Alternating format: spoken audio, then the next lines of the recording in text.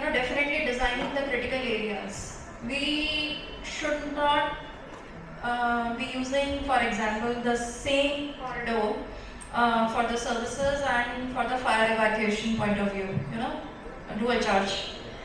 कि आप generally तो इसमें हमारी trolleys चल रही हैं and in case of fire that can act as a fire corridor. So strictly as a planner, I would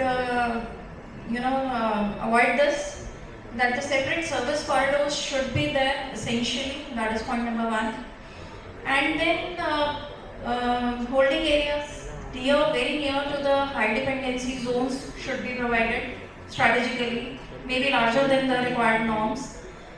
The stretcher bays and large storage areas, which is a practical problem in hospitals, should be given away from the fire evacuation zones. It should not be invited, the problem should not be invited at first.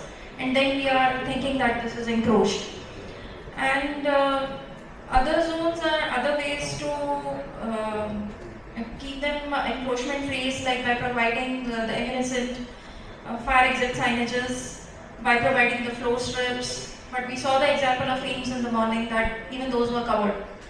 So at the planning stage, we can largely take care of these things to provide the ample width of the corridor, to provide the strategic locations of the staircases and everything.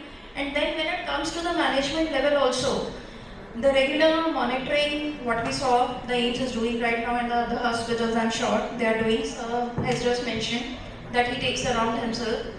So just to add a step to that, I would say the fire certification also needs to be renewed, and they should also do the due diligence site visits, and to periodic site visits should be done from the authority side as well. That would be like one added parameter. I'd just like to interject, how much space you will require for designing this separate corridor for service, separate corridor for space vector. That means a big hospital. Right, sir. We just heard Mr. Sharma. He said no fire death has occurred in bigger buildings. The problems are occurring in smaller hospitals, smaller buildings. So how do we handle that? Sir, definitely, sir. The bigger places can take care of it. No death has occurred in Eames, but the death has occurred in Vivek Vihar, and Vivek Vihar was a different case. The staircase was too narrow, and I don't know how they got the registration and all those things. It was too narrow a staircase for anybody to evacuate the children. It should not have received any sort of, I would say, certification on that ground. Right.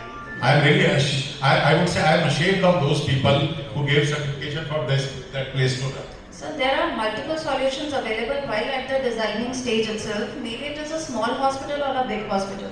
See, why do we come to the hospital? In my opinion, hospital should be very robust, not in terms just of fire, but in terms of earthquake as well. I'm just saying, if there is an earthquake in this city, and if hospital is down, then where will the people go? So that is something what I'm saying, life safety in terms of fire and earthquake should be very critical in terms of hospital.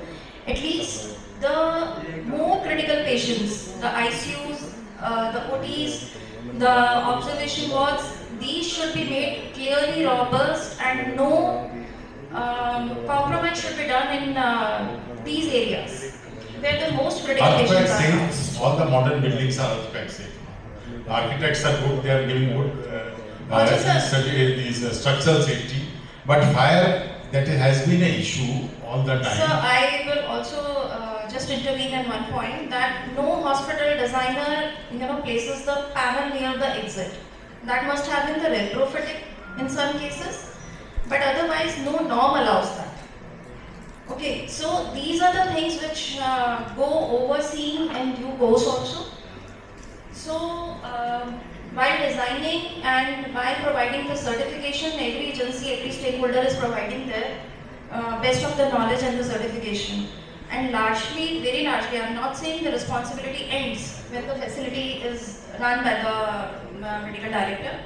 So proper monitoring, and it cannot be like the sole responsibility. That is why I'm saying there should be some extended parameters to check hold of these facilities periodically.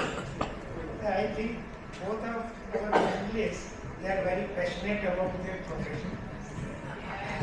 So 40 years I have watched Delhi grow. I have seen the hospital. Never ending kind of a discussion.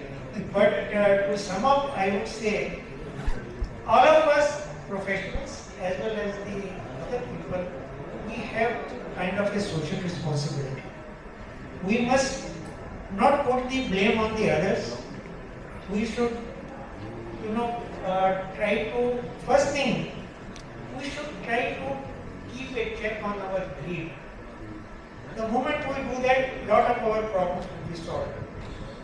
Lot of problems are happening in the built spaces, whether these are housings, hotels, commercial spaces, medical facilities, because of human greed.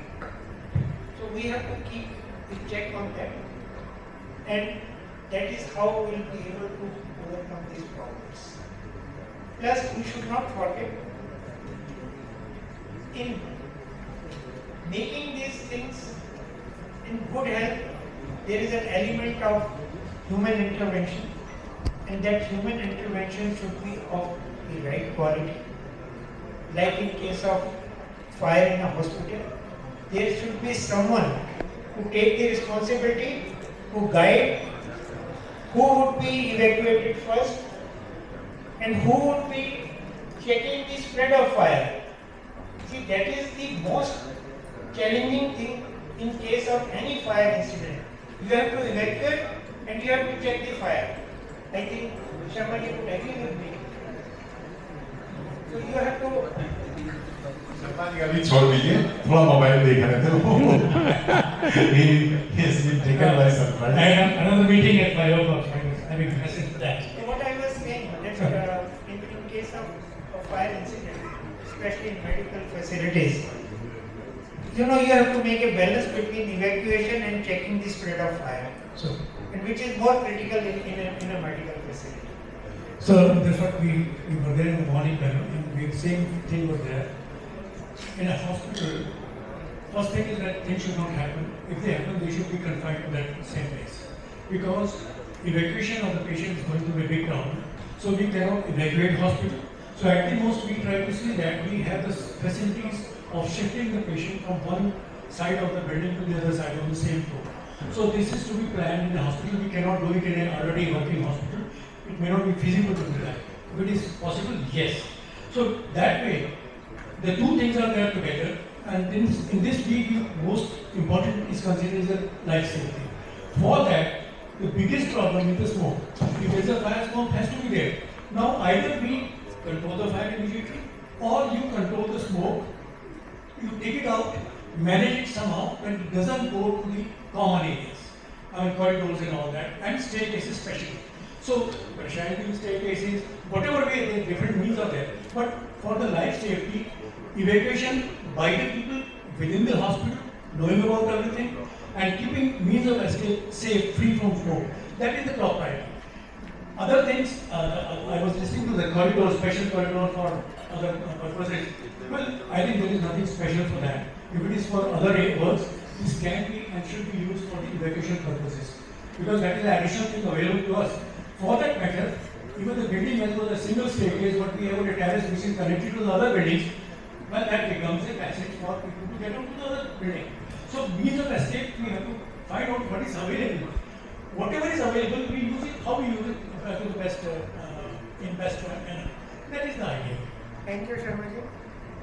I think we'll have to put a stop to this discussion here only, and something else, some other opinions. So can I? Deliberate last. One more. Yeah, please. Sir, this is related to just my input on two things. One is related to the height that you mentioned, 30 meters and 45 meters. So typically in all the countries, the high-rise building is defined based on the height till which the fire service can do firefighting and rescue from the ground. So in our country it is 15 meters. Abroad, if you go, it is normally 22 or 21 meters. Anything above that, if you want to do firefighting and rescue, you have to do internally. In our country, unfortunately, the fire services still don't have the gear, they don't have the equipment, they don't have the training to do that. their reliance is on high reach appliances. So they have 70 meter ka gadi aa gaya, 60 meter ka, based on that.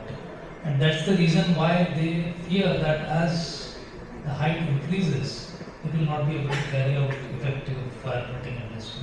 So this requirement has come from that. It has come from the fire service that we want to house the critical patient below a certain height so that we could do firefighting industry. That is, I'm completely in sync with that requirement. I'm not just saying, I'm not saying ki this requirement is wrong. What I'm saying is every patient in our hospital may require, assistance at any given stage. So the criticality. I don't agree with that requirement. When we design the areas in the hospital, first thing we have is access, of course, is there, but infection control practices is also there. So we generally don't like to bring these critical areas on the ground floor. We like to stay away from the high movement areas. So infection control practices are very important in the hospital. Doctor sir, we can continue with this discussion of this stage. So that other things can take place. Thank you. Thank you so much, sir. It was really very informational, productive. Now I would like to call upon stage Mr. Saurabh Agrawal, sir, to present the memento to our esteemed panelists.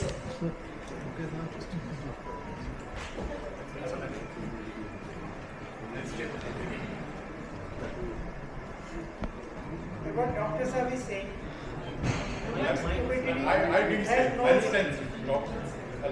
So most of these problems I think Dr. Sir is trying to say is part of the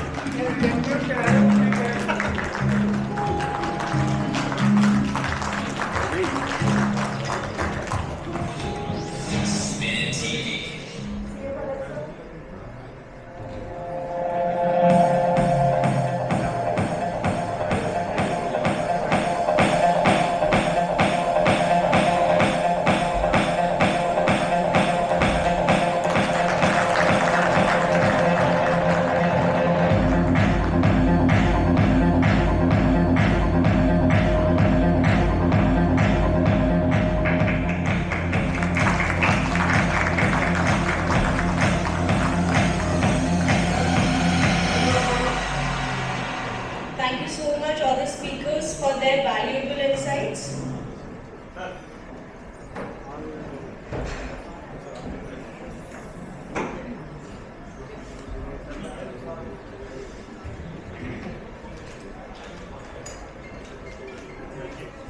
You may step down now.